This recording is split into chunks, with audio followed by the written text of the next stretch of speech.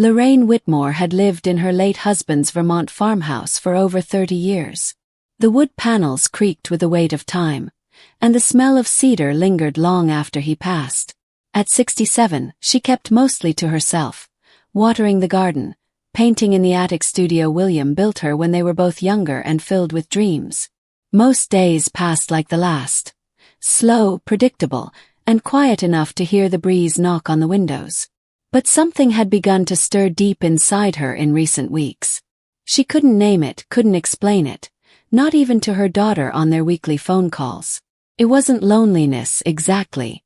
It was more like the ghost of a feeling she once had, whispering from a place she thought had closed up long ago. That Thursday evening began like any other.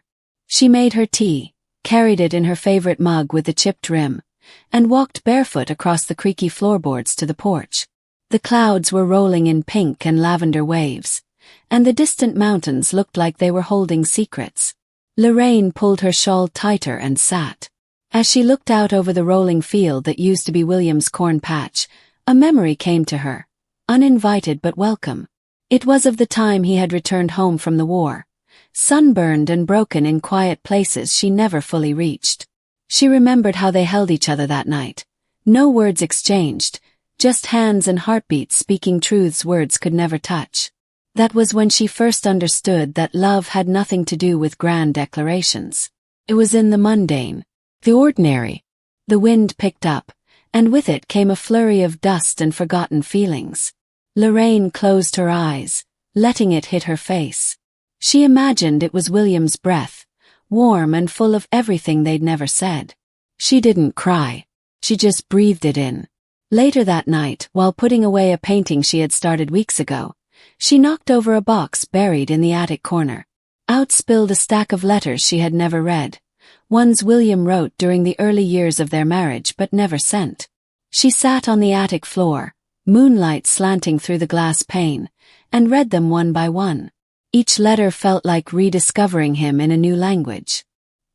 He wrote about his fears, his dreams, and the guilt he carried for things Lorraine never knew.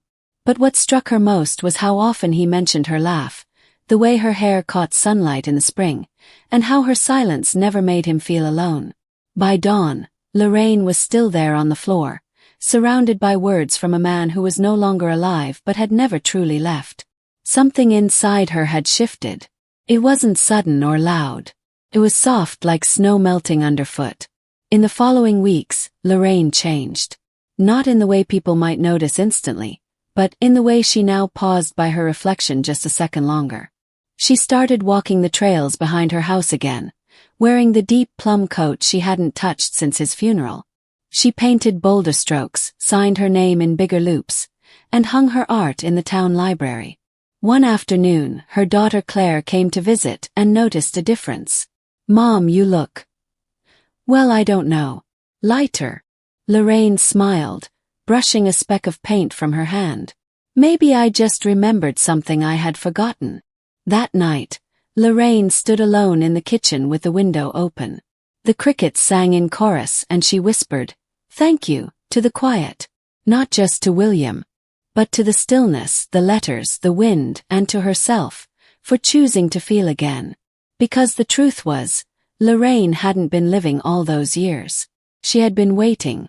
For what she hadn't known. But that night, on the attic floor, surrounded by memories folded in paper, she found it. And she was never the same again.